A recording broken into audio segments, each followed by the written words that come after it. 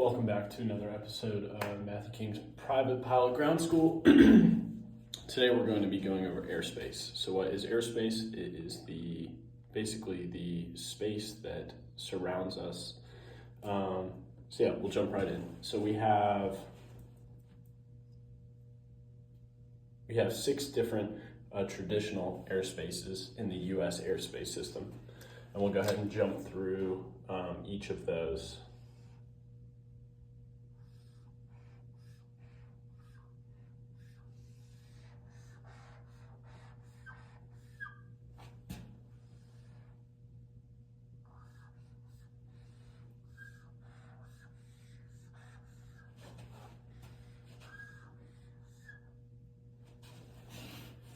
All right, so like I said, we have 6 different airspaces, and the easiest way to remember them is the first few letters of the alphabet. So we have Class Alpha, Class Bravo, Class Charlie, Class Delta,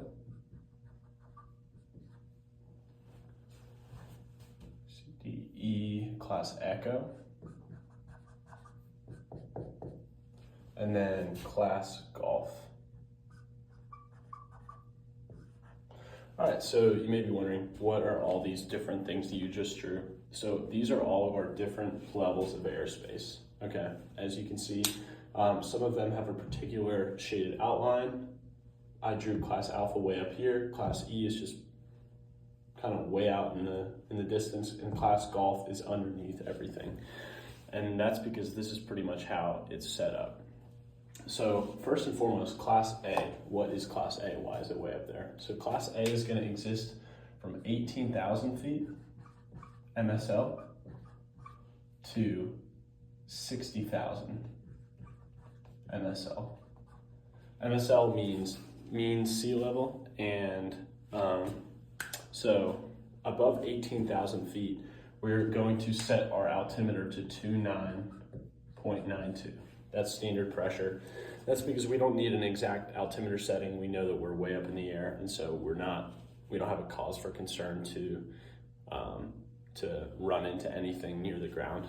That's so that all the traffic that is above 18,000 feet have that same altimeter setting and know that they're going to be at a good altitude. And so to enter Class Alpha, you have to be on an IFR flight plan. All traffic above 18,000 feet is going to be IFR, meaning instrument flight rules. Okay, so obviously as a private pilot student, you don't really have to worry about going above 18,000 feet, and you also don't really have to worry about IFR, but it's just good to know. Next, we could jump into Class Bravo. So Class Bravo surrounds all of the nation's busiest airports. So Atlanta Hartsfield Jackson Airport, the Washington DC Airport, New York Airport, even the Tampa Bay Airport. Class Bravo surrounds all of this, and that's because it's the most kind of restrictive, and it's also very heavily controlled. So you have, maybe at the Atlanta Airport, you might have 4 controllers that are just running the tower. You may have 3 controllers that are running the ground. You may have 4 or 5 departure and approach controllers. So it's very heavily controlled. To enter a Class Bravo airspace, you need a Mode C transponder, and also you need a clearance. So your Mode C transponder has altitude reporting capabilities, and so that allows ATC to see your location and your altitude. And so obviously that's very important when trying to control an airspace. And then also a clearance. So you need to call, let's say, Atlanta approach, and say, November 1, 2, 3, 4, 5, we are 30 miles to the north, wanting to come inbound. So you would need to literally hear that you are cleared into the Atlanta Bravo airspace before entering. Now we jump to Class Charlie. So Class Charlie is still pretty controlled, but it probably doesn't have as high volume of traffic as a Class Bravo would. So the Savannah Airport, Daytona Beach,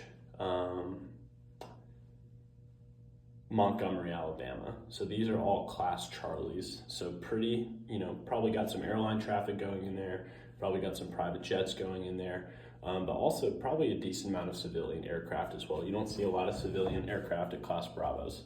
To enter a Class Charlie, you also need a Mode C transponder.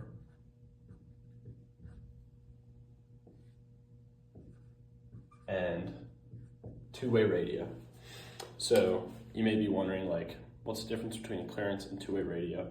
So two-way radio is you need to establish communications with the air traffic controller, and they need to respond with your full tail number. So you may say November 12345, 25 miles to the west, inbound for a full stop landing. And they may say November 12345, radar contact, altimeter 29.93. So they didn't necessarily say you were cleared into the airspace. They did respond with your full tail number, knowing that you can enter the Class Charlie. Now, Class Delta, all you need to establish is those two-way radio communications.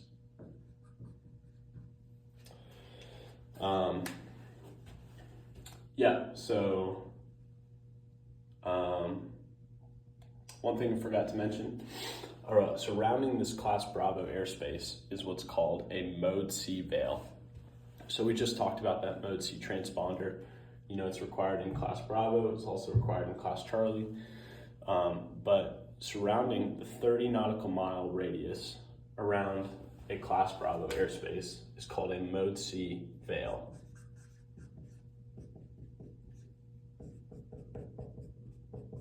And so if you're inside that 30 nautical mile radius, you'll see it depicted on a sectional chart.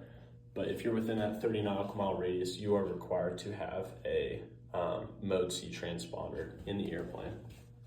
Now, all right, so here is Class Golf airspace, and you may be wondering, like, okay, why is this below Class Bravo? Why is it below Charlie, below Delta?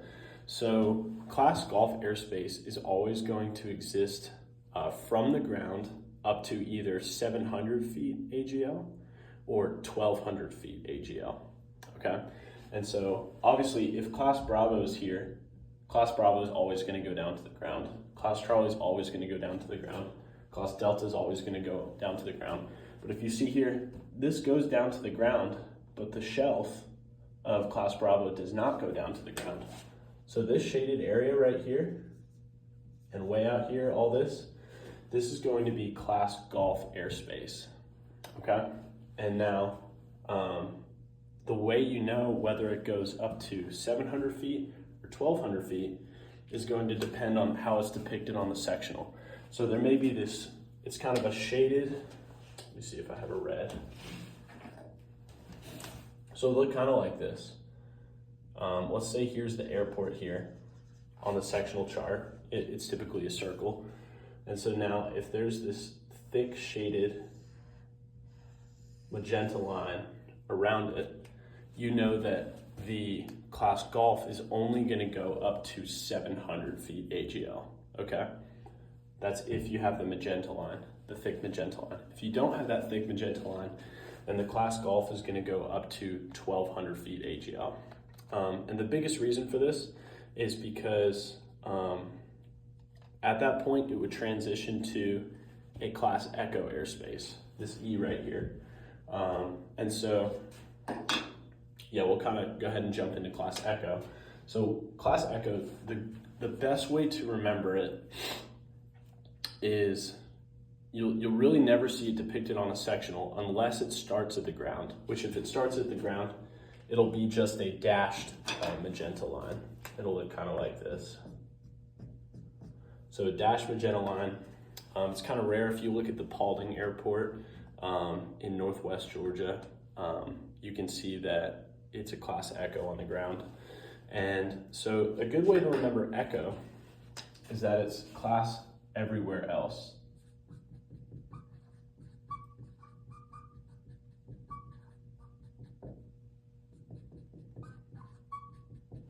And that's because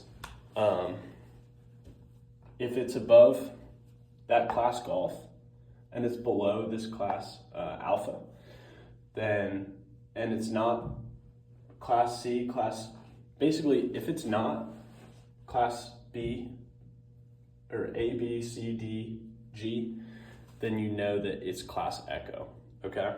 And really the one thing to know about Echo is that it is controlled airspace, even though it's not necessarily depicted. But a better way that I've heard it explained is that it is controllable, okay? And what I mean by that, I'll just go ahead and write it controllable.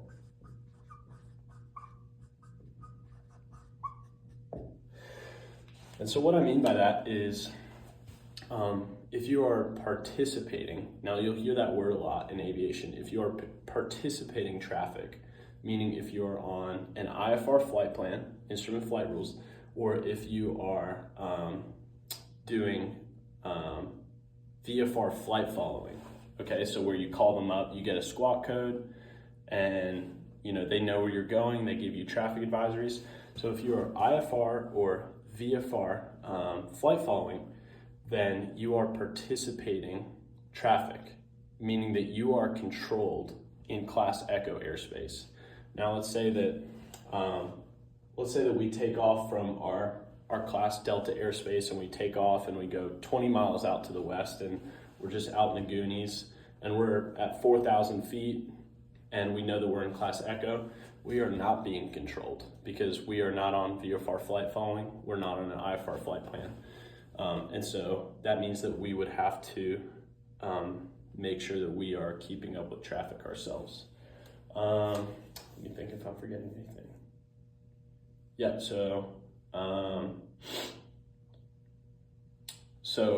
speed limits.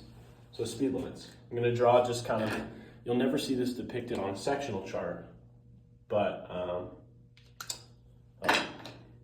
yeah, I'll go ahead and draw this, and then we'll talk about the dimensions of each airspace afterwards. But here's 10,000 feet right here. This kind of dashed red line that I just drew. Here's 10,000 feet. So the reason that's significant is above 10,000 feet, there is no speed limit. And I say no speed limit, I think it may be like Mach 1, but obviously no plane that you'll fly, unless it's a military jet, is gonna go faster than Mach 1. But no speed limit.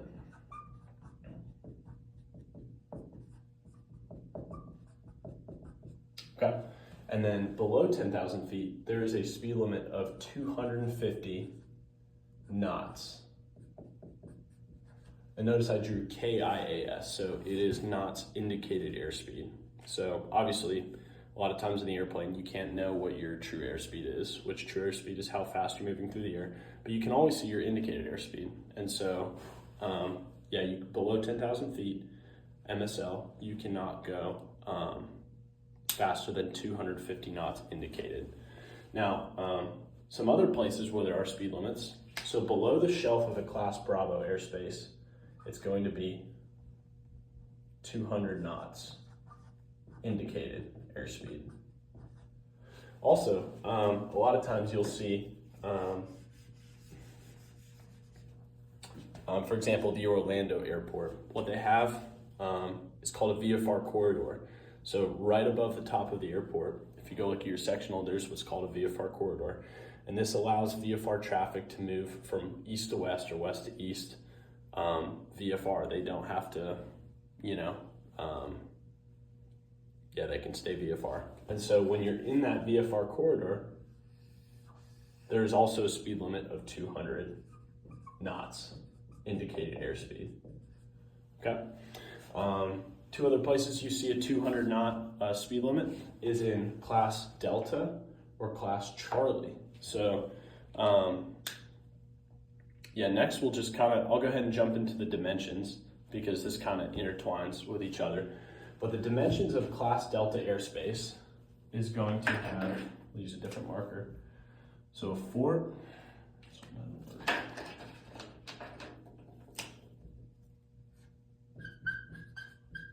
nautical mile radius, and then it'll go up to 2,500 feet AGL. And I say it goes up to 2,500 feet AGL, but that's just traditionally. Not every airspace is the same. You'll kind of see that as you fly through the years. But traditionally it goes up to 2,500 feet AGL. And then Class Charlie the inner shelf has a 5 nautical mile radius. The outer shelf has a 10 nautical mile radius. The outer shelf will begin at 1,200 feet AGL, and the top of the airspace traditionally will go up to 4,000 feet AGL. So getting back to the speed limits, I mentioned that this Class Delta is a 4 nautical mile, 2,500 feet. So the speed limit within Class Delta is going to be 200 knots indicated airspeed. And then also the same dimensions inside Class Charlie will be a 200 knot speed limit indicated airspeed. So within Class Charlie, if you are within 4 nautical mile radius and 2,500 feet AGL, then you have that 200 knot indicated airspeed speed limit. Okay. And then traditionally with a Class Bravo airspace, it will have a 30 nautical mile radius. And traditionally, like I said, go up to 10,000 feet. Now, if you're watching this and you live in the Atlanta area or Metro Atlanta, you know by looking at the sectional for Hartsfield-Jackson Airport that it goes up to 12,500 feet. And the reason is because each Class Bravo is designed differently. Most of them look a lot different. Most Deltas and Charlies look pretty much the same, but a lot of Bravos look different. That's because a lot of different Bravos just have different needs. They have different surrounding airports. Some are busier than others. And so, yeah, that's pretty much it. For airspace, in the next video, we'll talk about the different VFR weather minimums for each airspace. But yeah, I hope this was helpful.